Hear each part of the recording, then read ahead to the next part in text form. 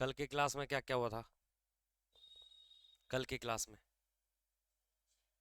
भारत का सामान्य परिचय तो चल रहा है। कल वाली जो क्लास में होता वो तो पार्ट वन थी आपकी। और ये आज की कौन सी है? पार्ट टू है। कल की क्लास में हमने क्या देखा? एक तो भारत का क्षेत्रफल देखा होगा आपने, ये देखा होगा। और एक आपने देखा होगा भारत का विस्तार, ये देखा होगा। या भारत की स्थिति देखी होगी कि भारत कौन से गोलार्ध में है, एशिया में है, यही चीज देखी थी। या हमने देखा भारत के अंतिम बिंदु, अंतिम अंतिम छोर बोल दो, कि भारत का उत्तरी कौन सा है, दक्षिण कौन सा है, ये देखे ना। तो आज की क्लास में हम बात करेंगे आपके बाउंड्री, सीमा रेखा। कोई ना कोई दो देशों के बीच में बाउंड्री होती है। क्या होती है? या अलग करने के लिए बाउंड्री बनाई जाती है, दीवार बोलते हैं अपन। चाहे वो दीवार आपके स्थलीय दीवार हो, चाहे जलीय दीवार का काम में करे। देखो बाउंड्री, बाउंड्री के प्रकार, बाउंड्री के प्रकार। फिजिकल यानी कि फिजियोग्राफी, जो बाउंड्री होती है, एक तो होती है भूगोलिक सीमाएं। क्या होती है? भूगोलिक सीमाएं। ये प्रकार है कोई, भूगोलिक सीमाएं। जब दो या जब दो देशों की सीमा का निर्धारण कोई पर्वत कर रहा है, क्या कर रहा है? यानी कि ऑटोमेटिक कोई बीच में पर्वत आ गया और बोल रहा है कि इधर ये है, इधर ये है। अगर कोई पर्वत या नदियां या महासागर तथा रेगिस्तान आदि क्या करते हैं, उनका विभाजन करते हैं, तो इस प्रकार की सीमा रेखा को हम क्या बोलते हैं? आपके भूगोलिक सीमा बोलते हैं। क्या बोलते हैं? यानी कि वो नेचुरली आपके अलग हो रही है। और किस प्रकार? पर्वत, नदियां, महासागर और रेगिस्तान। हमें पता कैसे चलेगा सर? जैसे एक फ्रांस देश है, एक क्या है? फ्रांस देश है। एक है जर्मनी देश। क्या है? एक है जर्मनी। तो यहाँ पे वासेज नाम का एक क्या है? पर्वत। तो आपसे पूछ सकता है वासेज पर्वत है वो कौन से दो देशों को अलग करता है? जर्मनी और फ्रांस को। जर्मनी और फ्रांस को। तो यानी कि पर्वत हो गया, तो पर्वत भी अलग करते हैं देशों को। वो भी किस प्रकार की सीमा आएंगे? भूगोलिक सीमा में। एक फ्रांस को और एक स्विट्जरलैंड को जो अलग करने वाला पर्वत है, उसे बोलते हैं आपके जूरा पर्वत। क्या बोलते हैं? जूरा पर्वत। तो आपने क्या देखा? तो बाउंड्री में सबसे पहले जो हमारा प्रकार है वो कौन सा है? वो आपका है भूगोलिक सीमा। कौन सा है? भूगोलिक सीमा। एक तो हम पहली बात करें भूगोलिक सीमा। तो भूगोलिक सीमा में,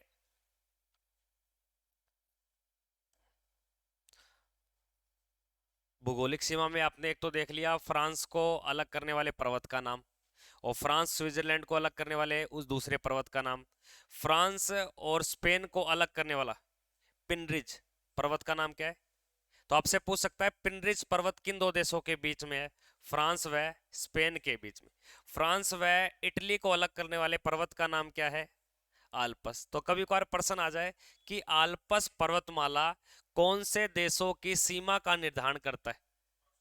हाँ, फ्रांस व इटली। तो आपको पता चल गया कि जो भूगोलिकल सीमा होती है, या तो वो कोई पर्वत अलग करेगा, या कोई नदियां अलग करेगी, या कोई क्या करेगा? महासागर या रेगिस्तान, इस प्रकार के अलग करेंगे ना। तो आपको पता चल गया कि जैसे फ्रांस और जर्मनी को वासेज जो पर्वत है, फ्रांस व स्विट्जरलैंड को आपके यूरो हो गया, जूरा पर्वत हो गया। फ्रांस व स्पेन को पिनरिज पर्वत हो गया। फ्रांस व इटली को आपके आल्पस पर्वत हो गया। आपने तो यही पढ़ा है कि सर भारत हो गया, कोई दो देश हो गया, एक साइड में तो लगती है स्थलीय सीमा, क्या लगती है? और एक क्या लगती है? जलीय सीमा। यही पढ़ा है ना। तो यानी कि अलग अलग देशों को करने के लिए आपके इनसे भी हटके कोई चीज है, तो आपको ध्यान रख लोगे। तो भूगोलिक सीमा में हमने क्या देखा? ये चार देश याद रखने। देखो फ्रांस व स्पेन को करता है पिनरिज, पिनरिज पर्वत। तो पिनरिज जो पर्वत है वो कौन दे दो देशों के बीच में पड़ता है? फ्रांस व, तो कभी भी प्रश्न आ जाए, फ्रांस व इटली के बीच में जो पर्वत पड़ता है उसको बोलते हैं आल्पस पर्वत। अब ये जो इतने प्रकार की जो पर्वतों के कारण जो अलग कोई देश हो रहा है, तो इस प्रकार की बाउंड्री को हम क्या बोलेंगे? भूगोलिक सीमा। क्या बोलेंगे? भूगोलिक सीमा। भूगोलिक सीमा में पर्वत, नदियां, महासागर अलग कर सकते हैं ना। ठीक है, आगे देखिए। अब अगली जो बाउंड्री है, अगली बाउंड्री का मतलब क्या होता है? अब कोई कंट्री है, सुनना मेरी बात।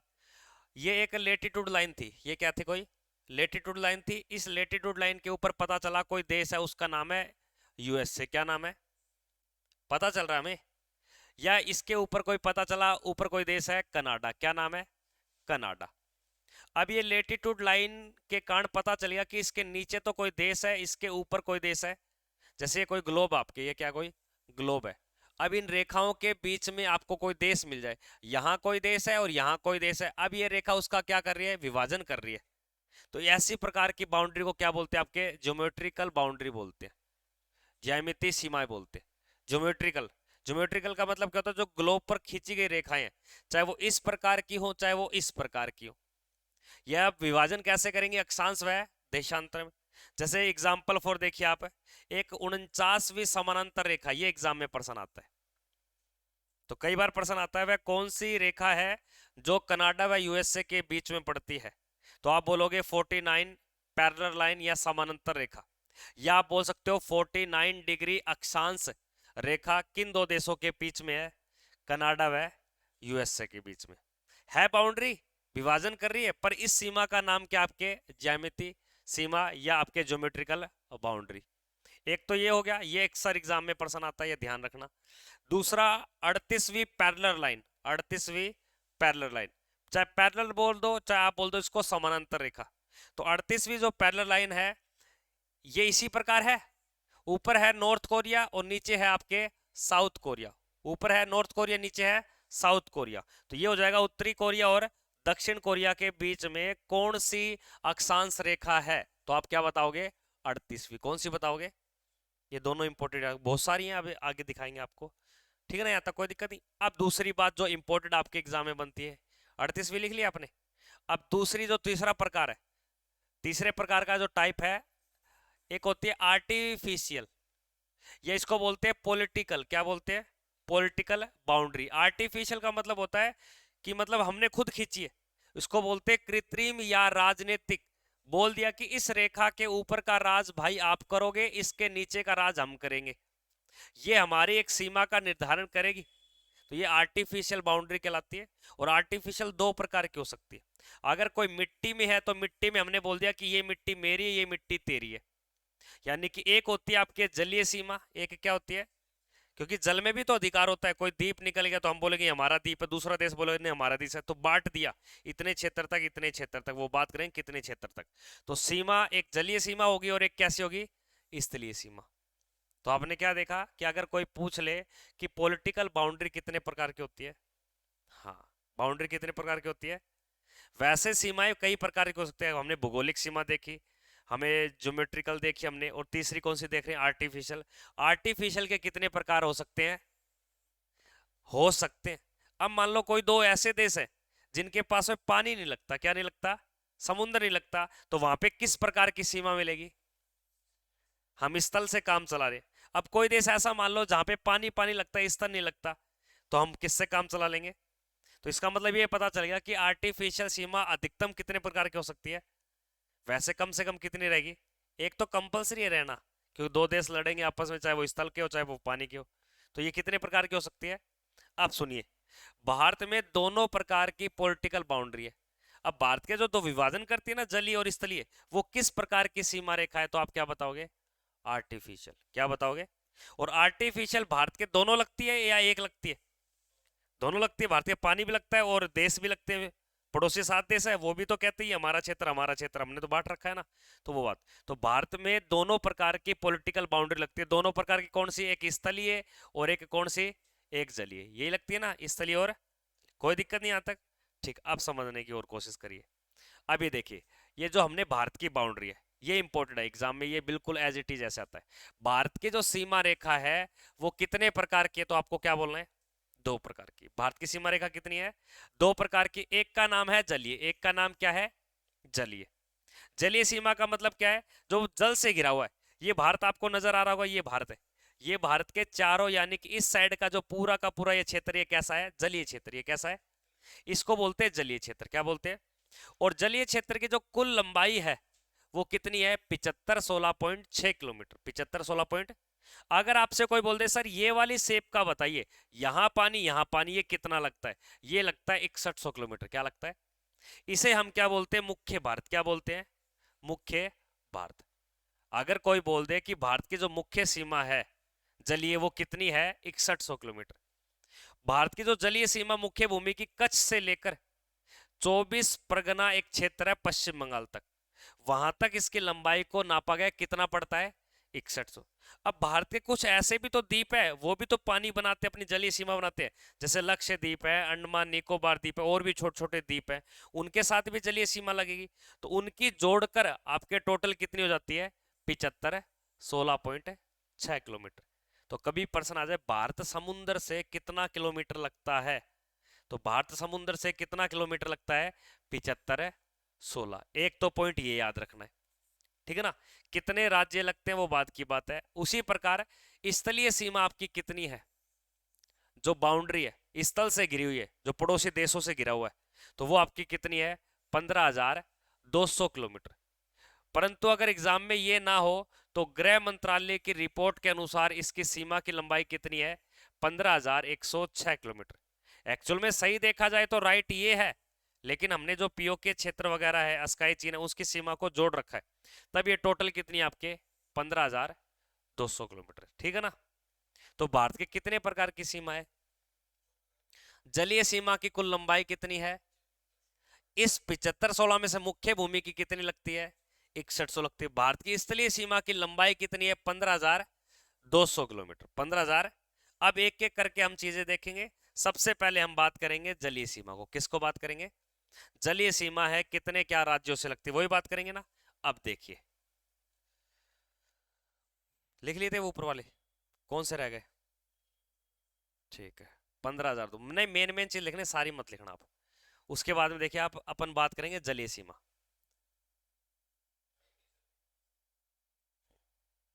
ये देखिए, भारत की जो तटीय सीमा, चाहे तटीय बोल दो चाहे जलीय बोल दो, बात एक है। अब भारत का जो पानी का क्षेत्र है वो भारत के कितने राज्य लगते हैं उसके साथ है। भारत के कितने राज्य है? और यूटी क्षेत्र कितने लगते हैं? 4 क्षेत्र। अगर प्रश्न आ जाए कि भारत जलीय सीमा कितने, भारत के कितने राज्य जल से लगते हैं और कितने यूटी क्षेत्र जल से लगते हैं, यूटी क्षेत्र का मतलब यूनियन टेरिटरीज, केंद्र शासित प्रदेश, तो पूछा जा सकता है इसी प्रकार की मुख्य भूमि पर 2 यूटी क्षेत्र लगते हैं। अब मुख्य भूमि का कैसे सर? जैसे ये आपका एक क्षेत्र है, यहां पर एक यूटी क्षेत्र है, ये मुख्य भूमि पे तो है, और एक यहाँ पे एक क्षेत्र है, इसका भी तो मुख्य भूमि पर है, उसका नाम है पांडुचेरी। क्या नाम है? पांडुचेरी। दो ऐसे क्षेत्र हैं जो मुख्य भूमि पे लगते हैं, और दो ऐसे क्षेत्र हैं जो पूर्णतः क्या है? समुद्र के अंदर है। एक लक्षद्वीप और एक क्या है भाई आपके? अंडमान निकोबार। तो कभी भी प्रश्न आ जाए कि भारत के जो केंद्र शासित प्रदेश है वो मुख्य भूमि पे कितने लगते हैं, मुख्य भूमि की तटरेखा पर, और पानी के साथ कितने लगते हैं, और मुख्य भूमि पर राज्य कितने लगेंगे आपके, तो राज्य भी कितने बताओगे आप? 9 राज्य। कितने बताओगे? अब आपको एग्जाम में क्या प्रश्न पूछ सकता है, ध्यान से देखना। आपके एग्जाम में इस प्रकार का प्रश्न बनेगा कि इस प्रकार इस भारत की मुख्य भूमि पर 2 यूटी क्षेत्र लगते हैं, इसका नाम क्या है? एक का नाम है दमन दीप और दादरा नगर हवेली, एक का नाम क्या है? पांडुचेरी। ये मुख्य भूमि पे लग गए ना। उसी प्रकार भारत की मुख्य भूमि पे कितने राज्य लगते हैं? 9 राज्य। एक का नाम है गुजरात। अब गुजरात थोड़ा नहीं, सबसे ज्यादा सीमा। अब आपसे ये पूछ सकता है भारत का कौन सा राज्य सबसे ज्यादा सीमा जल से बनाता है? गुजरात। और सबसे कम कौन बनाएगा? जो लास्ट में लगेगा। सबसे कम कौन बनाएगा आपके? गोवा। कौन बनाएगा? गोवा बनाएगा, जो छोटा होगा। तो कितना बनाता है? 100। अब पानी के साथ लगने वाले राज्यों की संख्या कितनी है? 9 है या 4 है? 9 है। कितने हैं? 1 2 3 4 5 6 7 8 1 9। कितने राज्य हैं? 9 में से ज्यादा कौन बनाता है? एक तो ये प्रश्न आता है। 9 में से कम बनाता है? गोवा। कौन बनाता है? अब याद रखना, भारत जल के साथ बनता है। अगर इधर लगेगा तो इसको बोलते हैं पश्चिमी घाट। क्या बोलते हैं? और इधर जो लगेगा इसको बोलते हैं पूर्वी घाट। क्या बोलते हैं?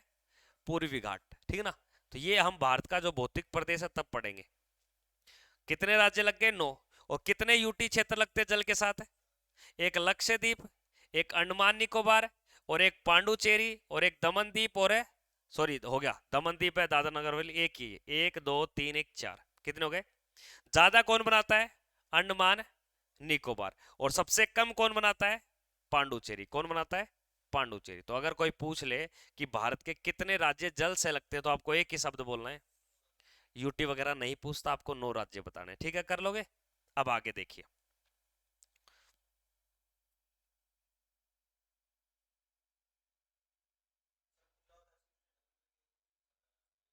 स्थलीय बनाएगा और जलीय बनाएगा, वो आप बाद में देखेंगे एक बार। लिख लिया?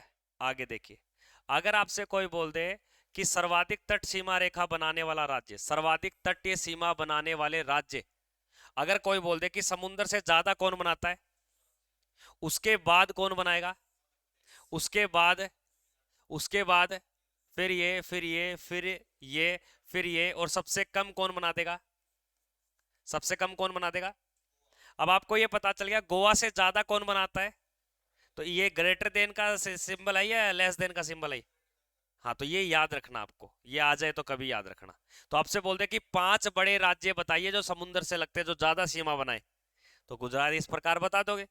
अब आगे देखिए, सबसे कम सीमा कौन बनाता है, गोवा। पर्सन कैसे आएगा, 106 किलोमीटर बनाता है, ऊपर भी बताया था। गुजरात 1215, 1214.5, लगभग 1215। अब पर्सन ऐसे आएंगे आपके सामने। अब ये नीचे देखिए पर्सन, भारत का वह दक्षिण भारत का राज्य जो सर्वाधिक तटरेखा सीमा बनाता है। अब यहां दिक्कत आ गई, राज्य सारे हैं, इन सारे राज्यों में से जो पूछ रहा है कि भारत का वह राज्य बताइए जो दक्षिण राज्य, कैसा राज्य है, दक्षिण का। अब इनमें से जो दक्षिण का राज्य है वो कौन सा है, आंध्र प्रदेश। तो दक्षिण भारत का कौन सा राज्य पानी से ज्यादा लगता है,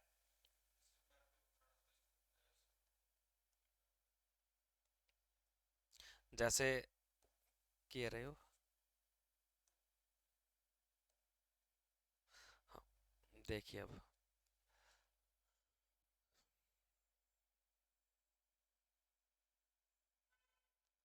अब ये देखो, आपके ये वाला जो क्षेत्र है ना, ये तो है गुजरात, ये कौन सा है, गुजरात।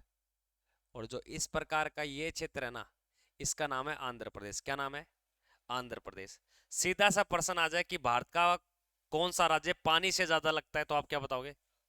अब इसने बोल दिया भारत का वह राज्य बताइए जो दक्षिण भारत का राज्य, क्योंकि दक्षिण में आना चाहिए, क्योंकि जो गुजरात है ना, ये कौन सा राज्य है, पश्चिमी राज्य। कैसा राज्य है ये, और जो ये आंध्र प्रदेश है, ये किस में शामिल है, ये दक्षिण में। किस में है, तो दक्षिण भारत का कौन सा राज्य समुद्र से ज्यादा लगता है, लगभग 936 किलोमीटर की सीमा बनाता है, कौन है वो, आंध्र प्रदेश। कौन है आपके, आंध्र प्रदेश। दक्षिण भारत का राज्य पूछे तो आंध्र प्रदेश, दक्षिण भारत का राज्य पूछेगा तो क्या बताओगे आप।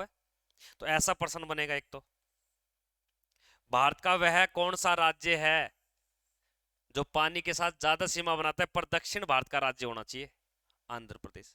दूसरा प्रश्न, सर्वाधिक तटरेखा बनाने वाला केंद्र शासित प्रदेश कौन सा है, कौन सा केंद्र शासित प्रदेश ज्यादा पानी से लगता है, तो आप क्या बताओगे, अंडमान निकोबार द्वीप समूह। ठीक है ना। अब इसने बोला है सबसे कम जो तटरेखा सीमा बनाने वाला केंद्र शासित प्रदेश वह कौन सा है, दमन व दीप। अगर दमन द्वीप ना होना तब आपको पांडुचेरी बताना है। क्या बताओगे, पांडुचेरी। लेकिन अब ये याद रखना आपको, ये तो हो गई आपकी कैसी सीमा, जलीय सीमा। तो जलीय सीमा से कितने राज्य लगते हैं, 9 राज्य लगते। ज्यादा कौन बनाता है, हाँ, कम कौन बनाता है, गोवा।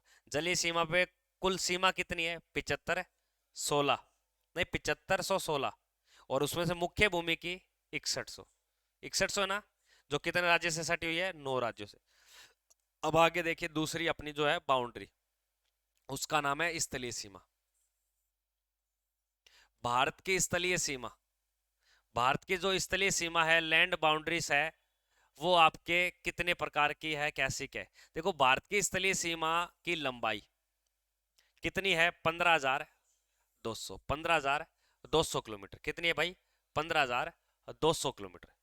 इसमें से याद रखना कि वर्तमान में जो हम पढ़ते हैं वो कितनी पढ़ते हैं, 15,106 किलोमीटर, यही पढ़ते हैं, गृह मंत्रालय यही बताता है। आगे सुनिए, भारत के उत्तर पश्चिम में, अब भारत की जो उत्तर पश्चिम दिशा है ना, वहां पे कौन कौन से देश लगते हैं, पाकिस्तान और आपके अफगानिस्तान। आगे सुनिए, भारत के उत्तर में, उत्तर दिशा में चीन, नेपाल, भूटान लगते हैं, तथा भारत के पूर्व में म्यांमार और बांग्लादेश लगते हैं। इसका मतलब ये पता चल गया कि भारत की जो स्थलीय बाउंड्री है वो कितने देशों से लगेगी, कितने देशों से लगेगी, 7 देशों से। कितने देशों से लगेगी, अगर ऐसा प्रश्न आए तो कर दोगे। तो भारत अपनी जो बाउंड्री है वो कितने देशों से बनाता है, देखो मैंने 7 लिख दी यहाँ पे, 1 2 3 4 5 6 और 7। तो भारत की स्थलीय सीमा कितने देशों से लगी है। अब आगे देखिए, भारत के जो पड़ोसी देशों के साथ सीमा बनाने का विस्तार। अब भारत अपना जो पड़ोसी देश है वो कितने देशों से बनाएगा? 7 देशों से बनाएगा। अब वह 7 देश कौन कौन से? तो आज 7 देशों में आप क्या बताओगे? सर एक तो देश है अपना बांग्लादेश। कौन सा है? बांग्लादेश। दूसरा है चीन, तीसरा है पाकिस्तान, चौथा है नेपाल, पांचवा है म्यांमार, छठा है भूटान और सातवां कौन है? अब ऐसा क्यों लिखा मैंने कि सर आपने ये बांग्लादेश इस प्रकार क्यों लिखा आगे पीछे? पाकिस्तान ये रहा पाक है, ठीक है ना। अब ध्यान देना आप, पड़ोसी देशों में ये मैंने कैसा क्रम बताया? घटता घटता क्रम। घटता क्रम का मतलब समझते हो कि भारत किस देश के साथ है ज्यादा बनाएगा, किस देश के साथ है कम बनाएगा। तो इसको याद रखने के लिए एक ट्रिक भी याद रख सकते हो जिसे हम बोलते हैं बचपन में एमबीए किया। एमबीए तो बचपन में क्या किया? तो बै से बना देना बांग्लादेश, च से बना देना चाइना, पै से बना देना पाकिस्तान, नै से बना देना नेपाल, मै से बना देना म्यांमार और एम यानी कि एम छोड़ दो, बी से बना सकते हो भूटान और ए से क्या बना सकते हो? अफगानिस्तान। तो भारत कितने देशों के साथ स्थलीय सीमा बनाता है? एक तो पहला प्रश्न आएगा, कितने देशों के साथ? किस देश के साथ ज्यादा बनाता है?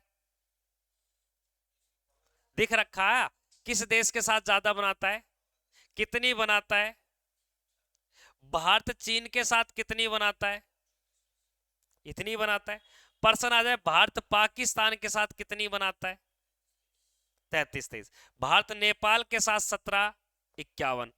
भारत म्यांमार के साथ 16-43 किलोमीटर की। भारत भूटान के साथ 1699 किलोमीटर। रख लोगे? आगे सुनिए, लेकिन सबसे कम किसके साथ बनाता है? 106 किलोमीटर। किसके साथ है? अफगानिस्तान।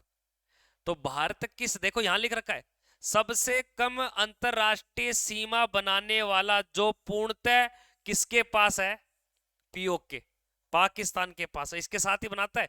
और बनाता कितनी है ही नहीं, अपने साथ तो बनाता ही नहीं है। अगर हम देखें ये तो हमारे पास है ही नहीं, फिर हम कम देखेंगे तो फिर कम नाम किसका लेंगे हम? जो पूर्णतः हमने अधिकार हमारा, तो वो कहां तक है? हमारा अधिकार है ही नहीं, हमें जाने ही नहीं देता कोई यहाँ पे। ये कब्जा किसके पास है? पाकिस्तान। तो ये है, पर मानते हमारा क्षेत्र है, तो इसलिए सबसे कम हम किस देश के साथ रखते हैं? अफगानिस्तान। और वैसे देखेंगे स्वतंत्र रूप से किसके साथ कम लगते हैं? 2 प्रश्न बन जाएंगे यहाँ पे। ज्यादा किसके साथ लगते हैं? अब यहां लिख रखिए सबसे लंबी अंतरराष्ट्रीय सीमा बनाने वाला देश कौन सा है? बांग्लादेश। सबसे ज्यादा अंतरराष्ट्रीय सीमा बनाने वाला। अब 2 बातें सुनिए, पश्चिम बंगाल राज्य सबसे लंबी अंतरराष्ट्रीय सीमा बनाता है। अब आपने क्या सोचा, भारत किस देश के साथ ज्यादा सीमा बना रहा है? अब भारत का कोई ऐसा राज्य जो पड़ोसी देश से राज्यों के साथ सीमा ज्यादा बना रहा है, तो वो क्या बताओगे? भारत का कौन सा राज्य पड़ोसी देशों से ज्यादा लगता है, तो आप क्या बताओगे? भारत का कौन सा वह राज्य जो पड़ोसी देशों से कम लगता है? तो देखो नागालैंड। नागालैंड राज्य सबसे कम क्या बनाता है? अंतरराष्ट्रीय सीमा। क्या बनाता है? अब आपको 2 बातें समझाता हूं मैं। अब ये कोई अंतरराष्ट्रीय सीमा, ये क्या कोई, ये क्या अंतरराष्ट्रीय? अब अंतरराष्ट्रीय सीमा से यहां से कोई देश क्या लगा? चीन लगा। ये क्या लगा? अब पता चला यहां पे 3 राज्य, क्या राज्य है? एक पश्चिम बंगाल राज्य है, एक और भी कुछ भी मान लो सिक्किम राज्य है, और एक मान लो आप अरुणाचल। क्या मान लो? अरुणाचल। और हमें पता चला कि जो अरुणाचल प्रदेश राज्य है ना, वो अपनी सीमा इस चीन के साथ ज्यादा बनाता है। क्या बनाता है? ज्यादा बनाता है। लेकिन इनमें से फिर दूसरे नंबर पे ये बनाता है और ये बनाता है, इस प्रकार प्रश्न आ जाते हैं। तो इसको समझने की कोशिश करना कि भारत किस देश के साथ ज्यादा बनाता है। पर भारत का कौन सा राज्य जो पड़ोसी देशों के साथ ज्यादा लगता है? 2509 किलोमीटर। और सबसे कम कौन लगता है? नागालैंड। तो ये समझ गए। तो भारत अपने पड़ोसी देशों से लगा है क्या? कितने देशों से लगा है? 7 में ज्यादा कौन है? तो यही प्रश्न एग्जाम में आता है, पजल होने की जरूरत नहीं है। सबसे कम किसके साथ है? अब 2 बातें सुनना, अगर इन सारी लाइन को जोड़ते हैं तो टोटल हमारी बाउंड्री कितनी आती है? 15,106 किलोमीटर। लेकिन एनसीईआरटी बुक के अकॉर्डिंग हमें कितना पढ़ना पड़ेगा? 15,200। 15,200 गृह मंत्रालय रिपोर्ट ये कहती है, ठीक है ना। तो स्थलीय सीमा जलीय सीमा आपने देखी। अब और देखिए किस प्रकार दोनों आ जाएंगे ना, तब तो ये करना पड़ेगा। पहले ही राइट बताया था ना आपको। आगे देखिए अगला पॉइंट। अगला पॉइंट क्या है? मैंने बोला कि भारत की स्थलीय सीमा पर लगे हुए भारत के राज्य। अब भारत कितने देशों से लगा था? 7। पर उन 7 देशों से भारत के कितने राज्य लग रहे हैं? राज्य कितने लगते हैं? देखो इसने बोला राज्य व राज्य क्षेत्र। एक तो राज्य पूछे तब तो बताओगे आप 16 राज्य। कितने राज्य? 16 राज्य।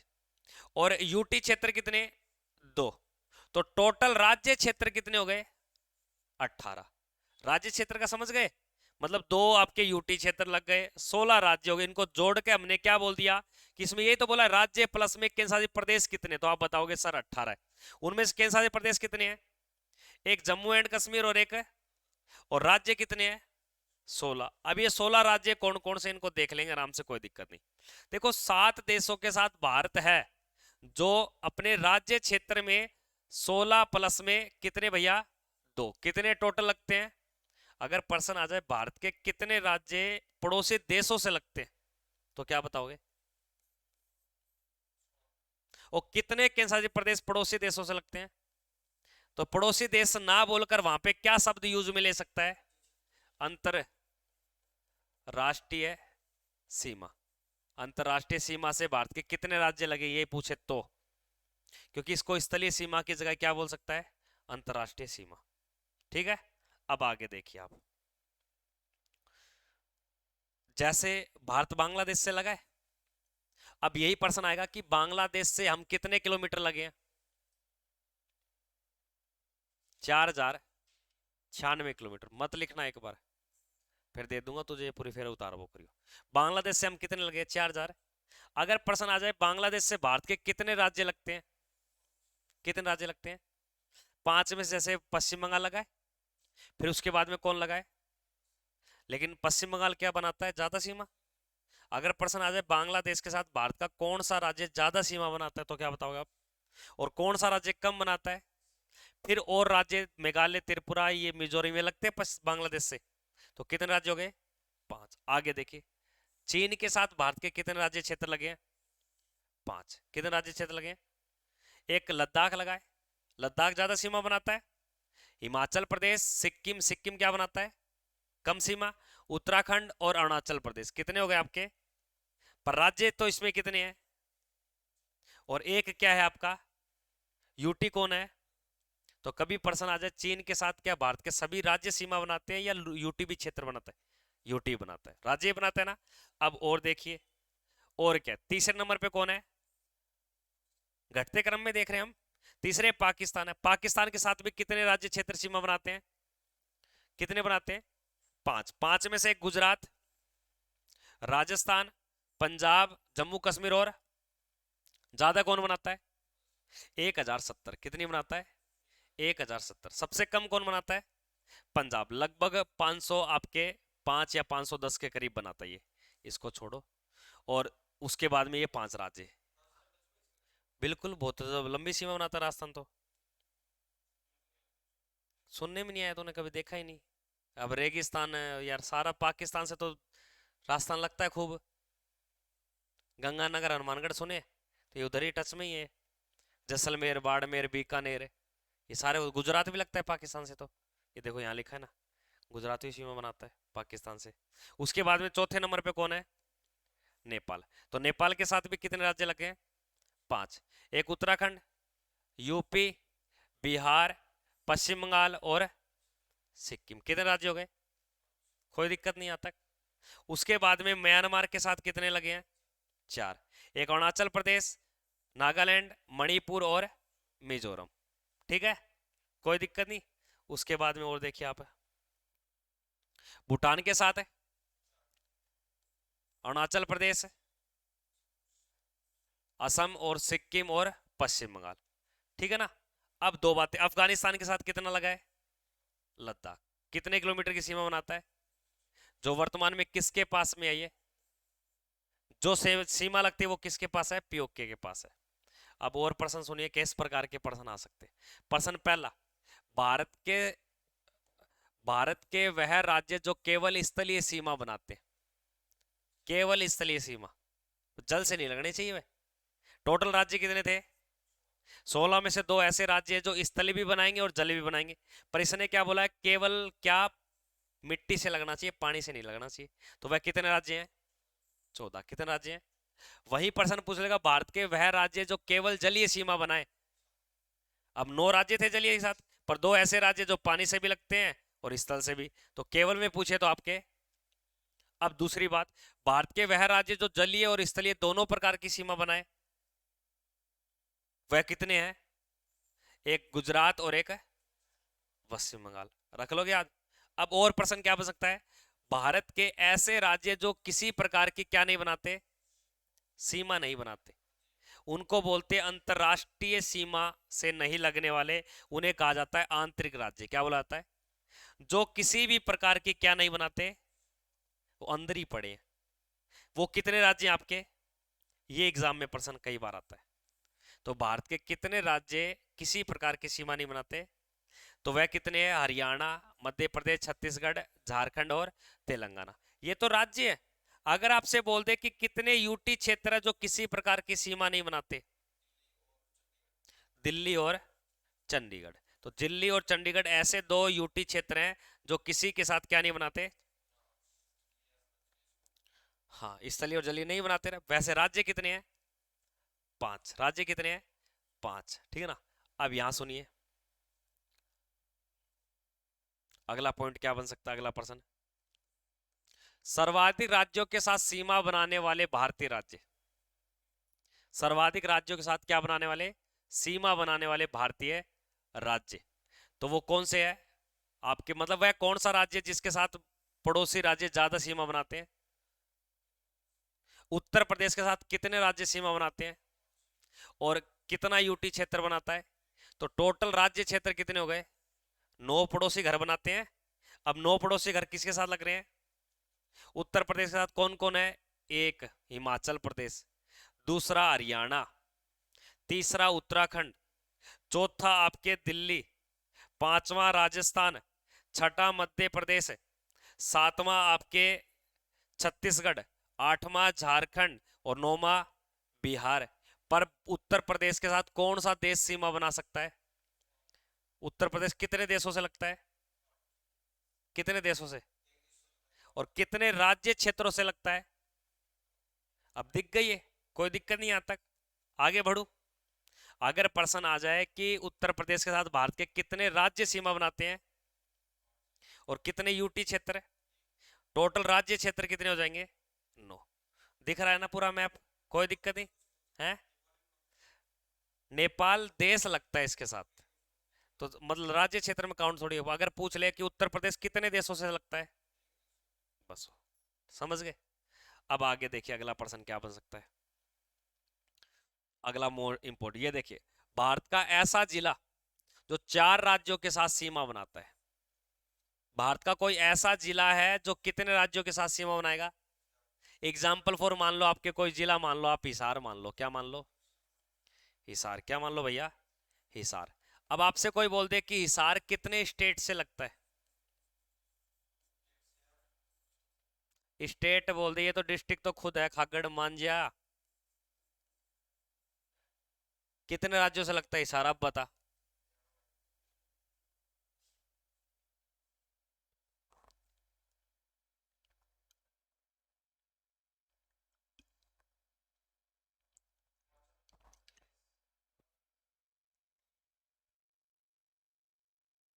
लग गया, चंडीगढ़ के साथ लग गया, हिमाचल प्रदेश के साथ लग गया।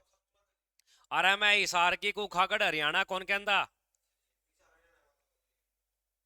एक बात नहीं समझ रहा तू मेरी बात।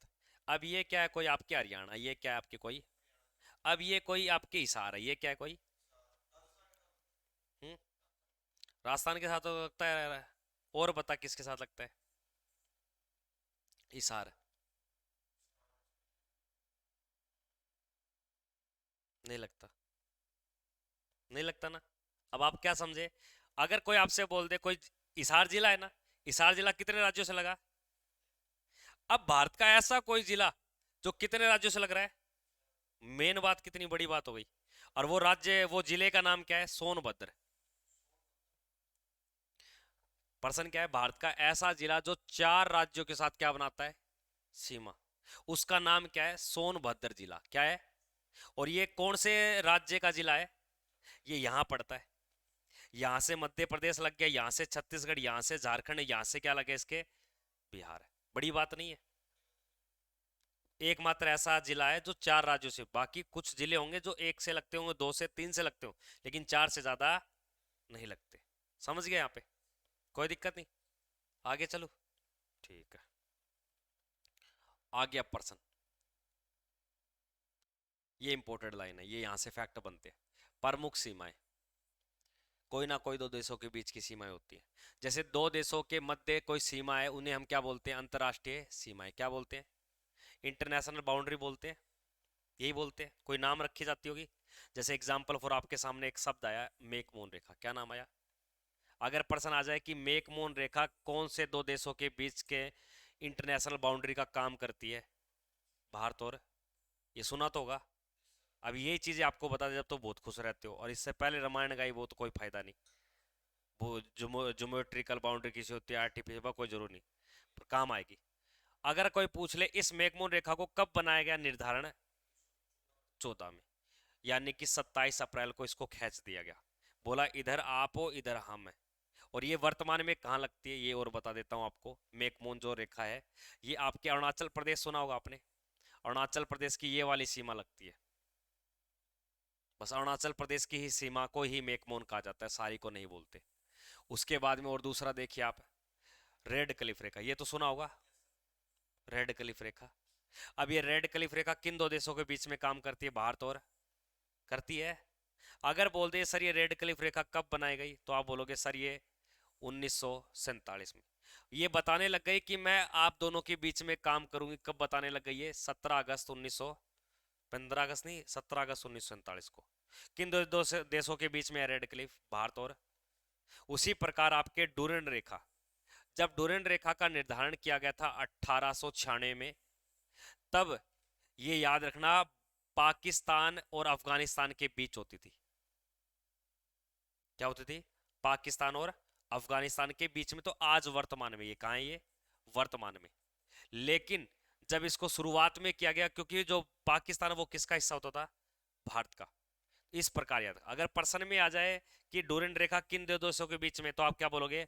अफगानिस्तान और, यही बताना है। ये ऑप्शन में ना हो तो सेकंड पोजीशन किसको देनी है? अफगानिस्तान और भारत को।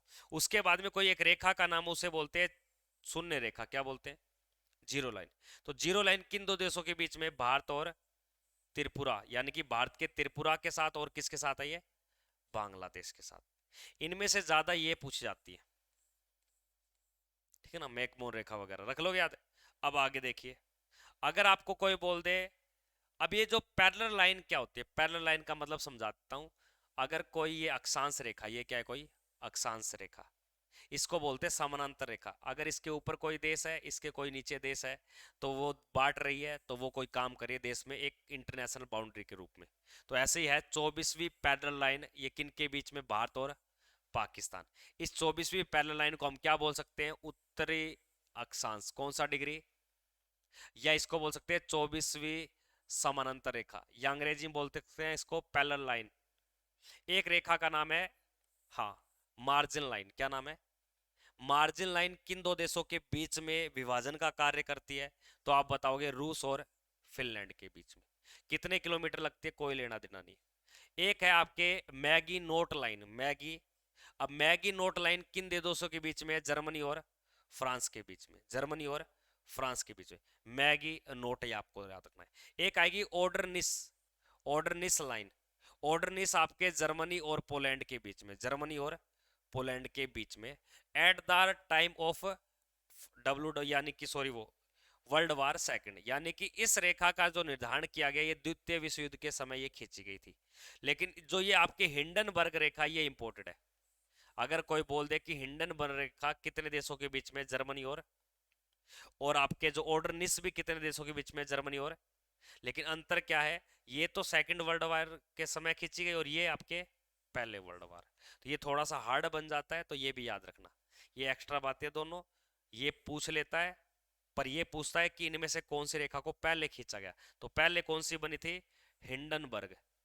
हिंडनबर्ग के आदमी ने फिर बाद में क्या दिया, ऑर्डर दिया। क्या दिया भैया, ऑर्डर दिया, ठीक ना। फिर ऑर्डर देते बोलता है कि मैगी बना दो। क्या बना दो, क्योंकि मेरी क्या आ रही है, गर्लफ्रेंड आ रही है, मेरी क्या आ रही है, गर्लफ्रेंड आ रही है, ठीक ना। तो मैगी नोट के लिए जर्मनी और गर्लफ्रेंड याद रख लेना।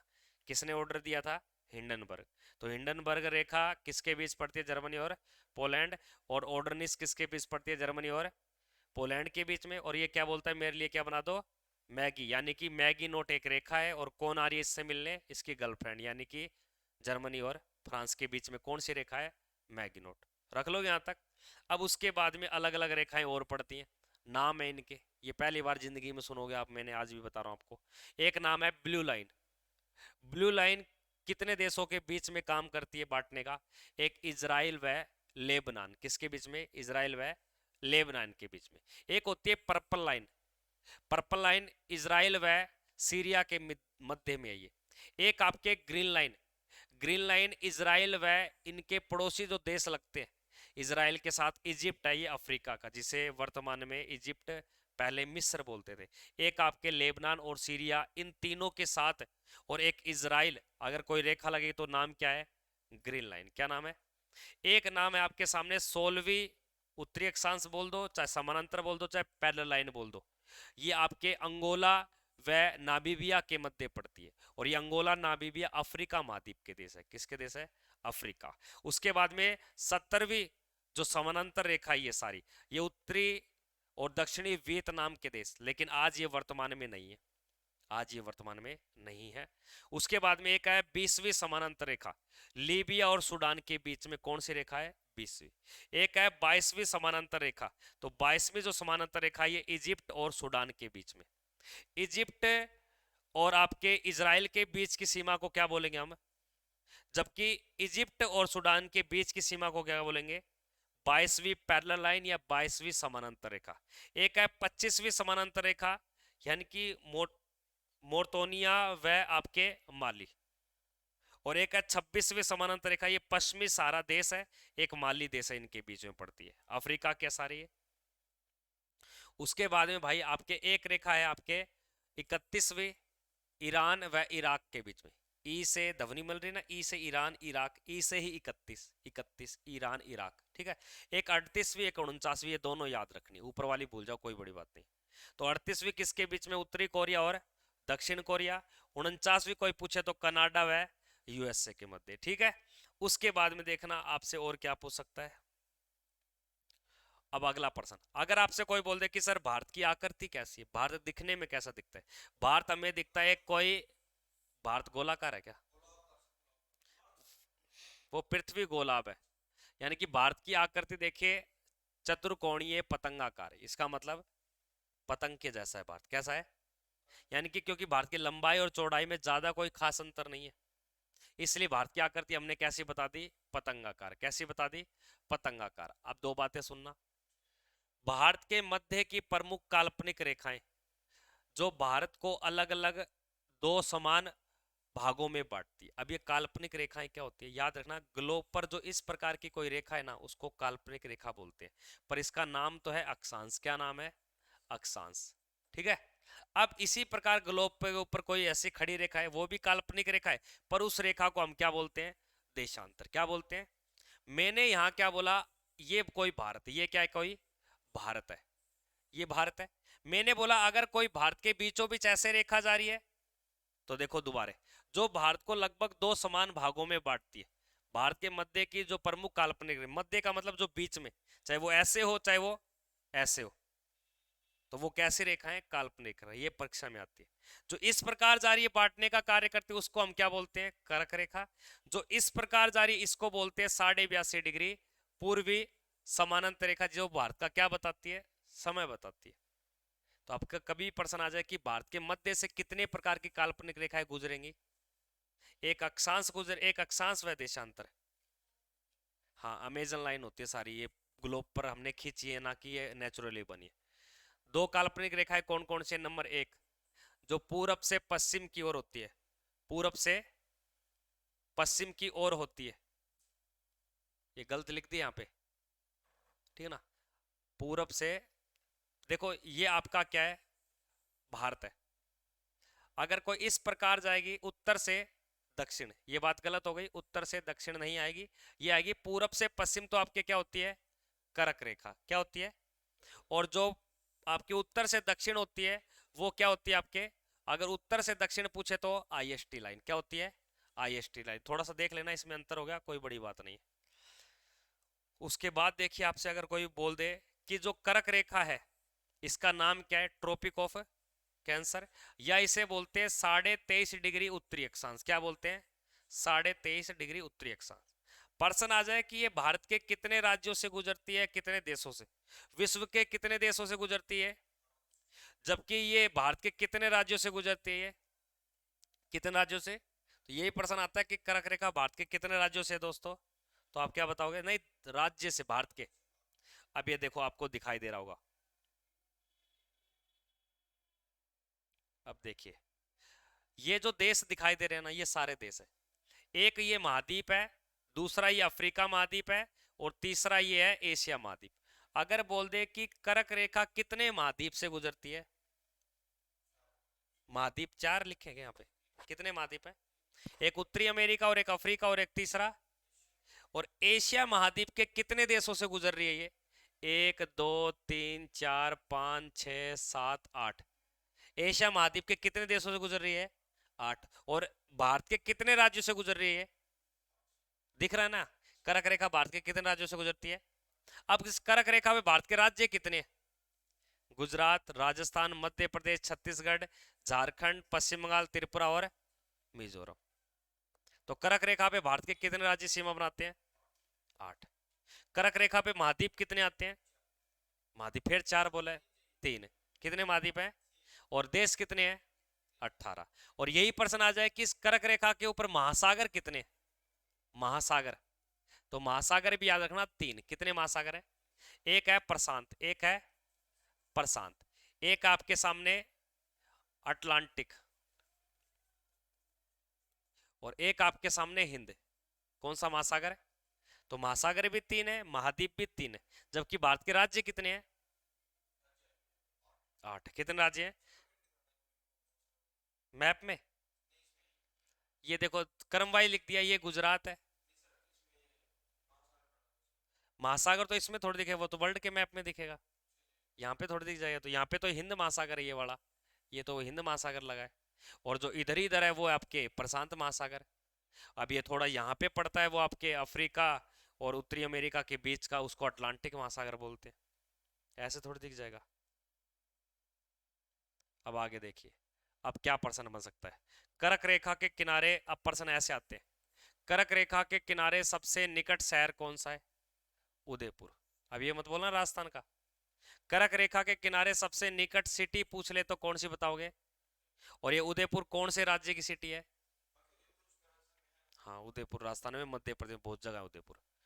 तो कर्क रेखा गुजरात में भी है, कर्क रेखा के सबसे निकट शहर पूछे तो कौन सा है, और कौन से राज्य का ये।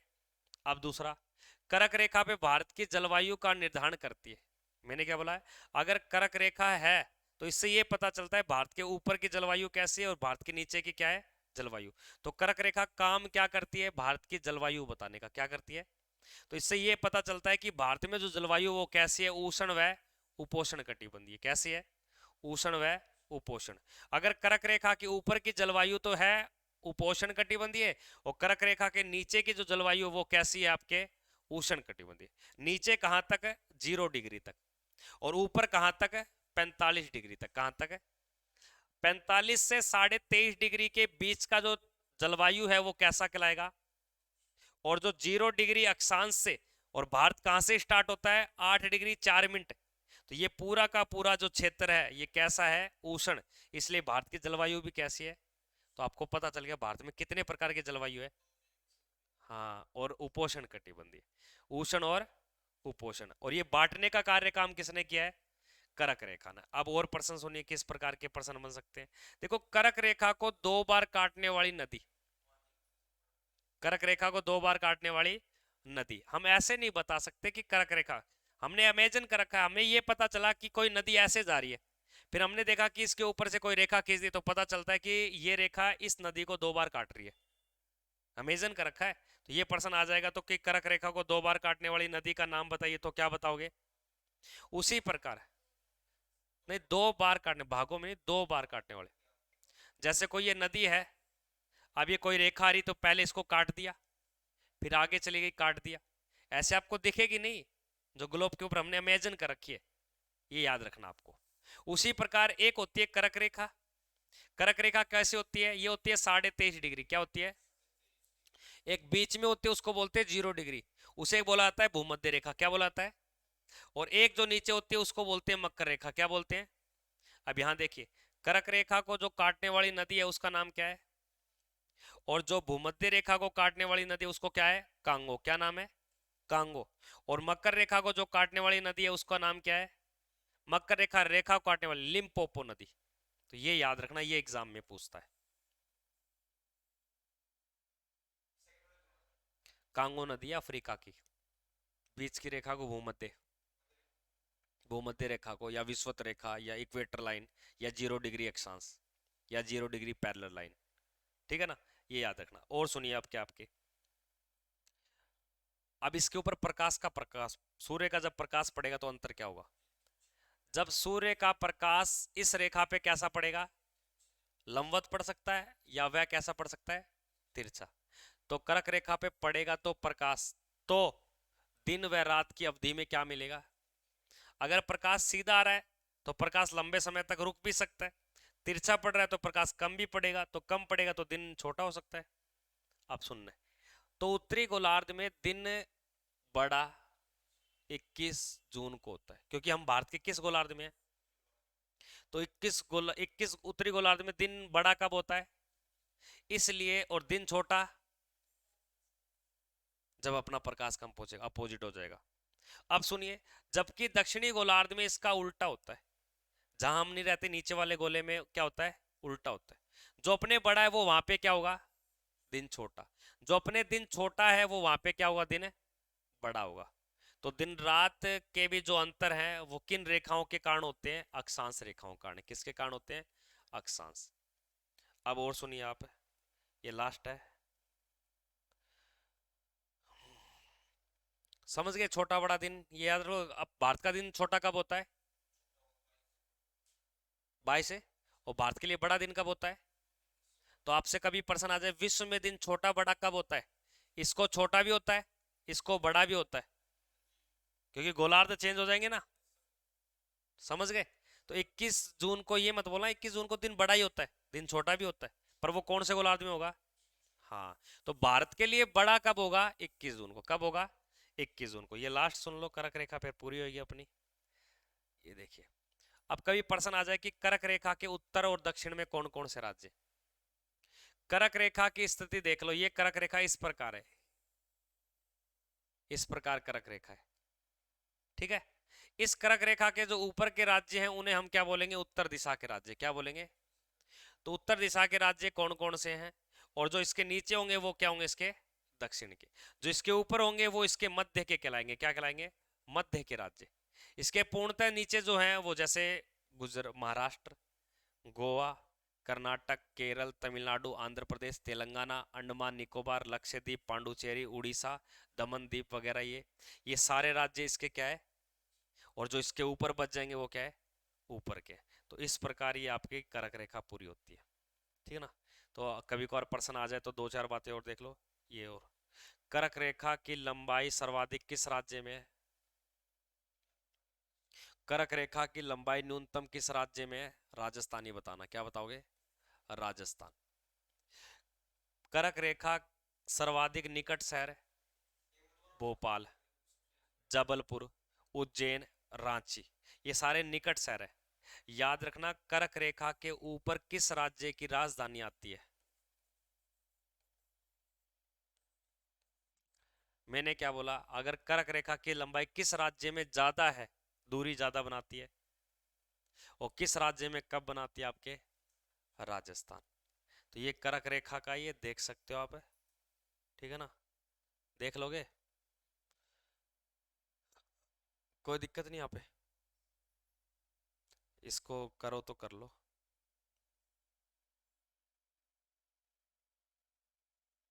कोई कोई लिखने वाली चीज़ है तो लिख लो इसको नीचे करके। ये पीडीएफ चाहिए तो पीडीएफ मिल जाएगी, ठीक ना। तो पीडीएफ के लिए आप एक काम करना, 9518806943 पर मैसेज कर देना, ठीक है।